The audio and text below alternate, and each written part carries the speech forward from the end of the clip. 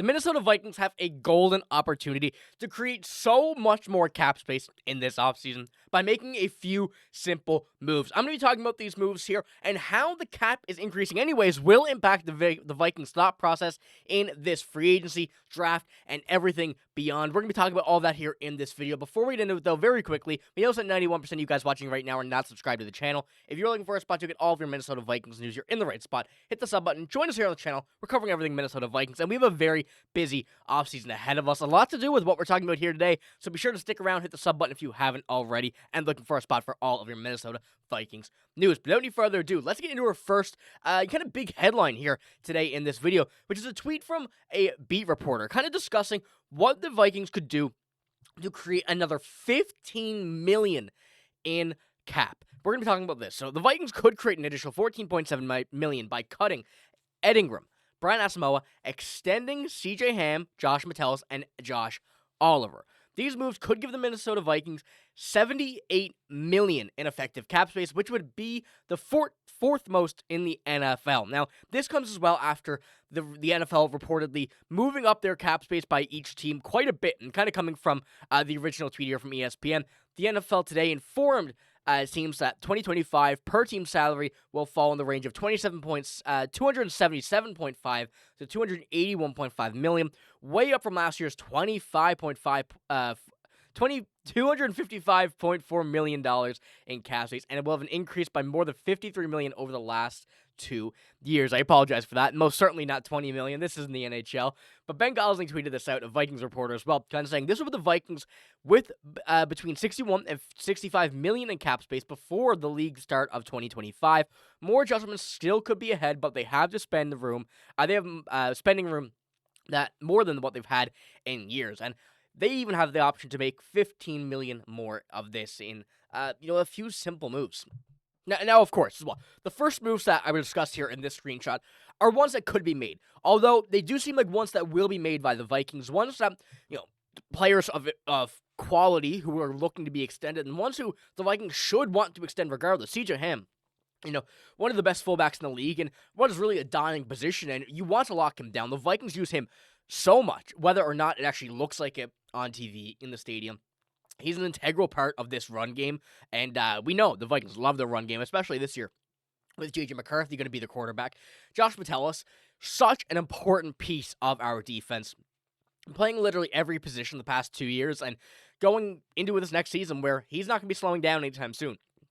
He's going to be here, put into these situations to, really succeed and show that, he's meant to be here. He's going to be one of the best defensive players on this team once again this year, and I'm very excited to see. And Josh Oliver, one of the best blocking tight ends in the league, and even this season, got much, much more involved in the passing game with the absence of TJ Hawkinson at the beginning of the season. Another very, very big piece for not just the run game, but giving J.J. McCarthy options for whatever is going to happen in this upcoming season. So, while doing these, and of course, cutting Ed Ingram, who struggled quite a bit the past few seasons, and Brian Asamoah, one who, has kind of regressed, I guess we could say, over the past few seasons, these moves are pretty simple to make, and ones that look like they would be on schedule to make anyways. So, being able to have $78 million at your availability is something that the Vikings need to take advantage of, seriously need to consider before we even get into the bigger parts of this offseason where we need to spend this money. And we know the spending aspect for the Minnesota Vikings is going to be something very prominent over the next, not just this upcoming season, but the next few. We're looking to kind of have this window open up a bit more. We're in a win now window, even though it's kind of crazy to say because we just went 14-3 with a great team, but the year before, people were saying that this is going to be a rebuild, we're going to be here a few years, and look where we are now. This window's here, but the window cannot get much bigger. So when we're looking at this, we need to add on the positions that, me and Griffin have been mentioning here pretty much all offseason so far. The secondary, the offensive line. Those are the two big priorities for this Minnesota Vikings team. We can say the running back as well, but when we're looking at any running back in free agency, they could be made work. There's quite a few that are available. Aaron Jones being the number one, really, by quite a bit, and would obviously love to have him back. He wants to be back, so that will progress, hopefully, in the right direction. But with offensive line and secondary, there's a lot of things that have to be done before the beginning of next season. And I wanted to start this one off here, kind of going over the offensive line. We know that Christian Darrisaw, Brian O'Neill are really only the safe pieces on this offensive line. Everybody else really has been kind of up in the air about whether or not they will be here. especially in recent days and kind of recent weeks, Garrett Bradbury. What is the decision with him? The center, longtime center for the Vikings now at this point, former first-round pick. I think the Vikings really need to lock down a center as well. And the guards are a big priority as well. And obviously, when you're looking at here, Ed Ingram being set midway through the season for Dalton Risner, the guards and center are going to be some very big priorities for the Minnesota Vikings this year. And the Vikings have a lot of opportunity as well. The current field, I guess we could say, of guards is a very, very young group of players. Trey Smith obviously being the highlight of this one-on-one.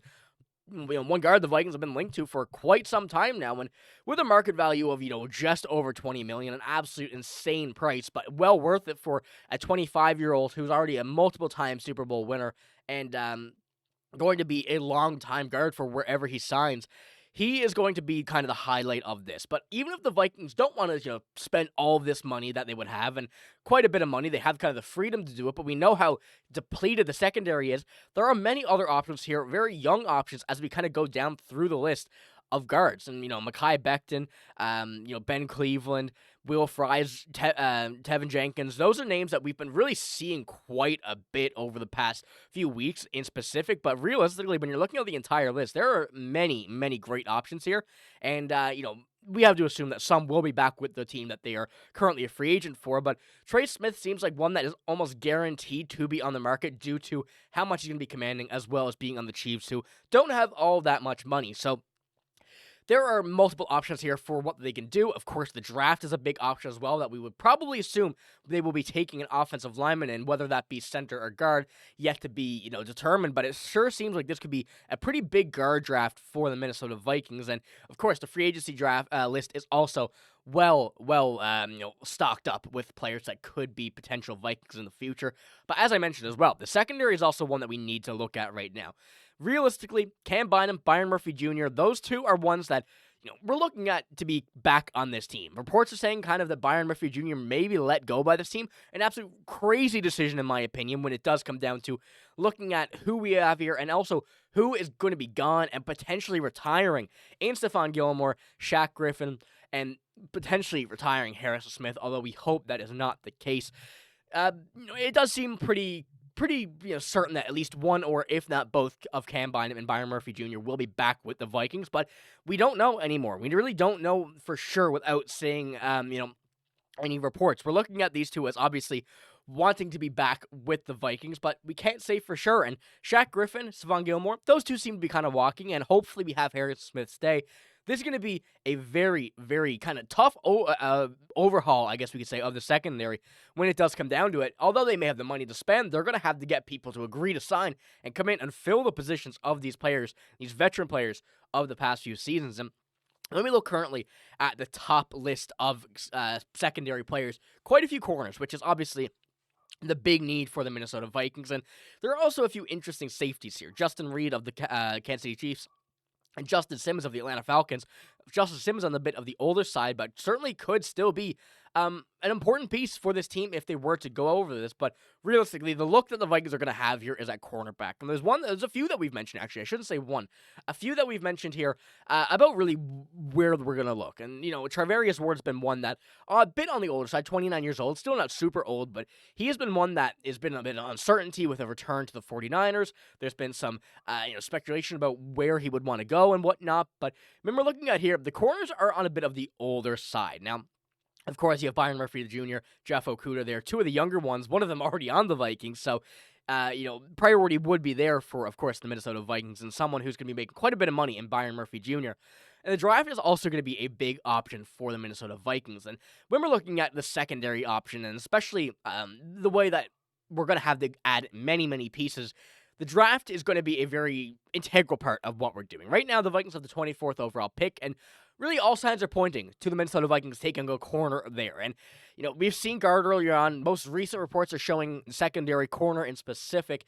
And it's going to be a big question as to what the plan is in the draft and how that will really twist the way the Vikings look at free agency. But with making these moves here, 14.7 million added to the current pool, making it 78 million in free agency, is going to be exactly what the Vikings need to be able to fill in the massive holes that are becoming here in this offseason. So let me know what you think about these potential moves that are going to be made, ahead of the draft. These free agency moves are going to be pretty important as well, and seeing how it's all going to kind of translate into next season and how we're going to fill some holes that we probably don't want to see. But it's going to be certainly interesting to see which way the Vikings do decide to go. But that's all I got in this video. Let me know what you think in the comments below. But thank you for watching. If you did enjoy, give it a like, hit the sub button as well. But I'm signing out. Thank you for watching. Hope you have a great day. See you later.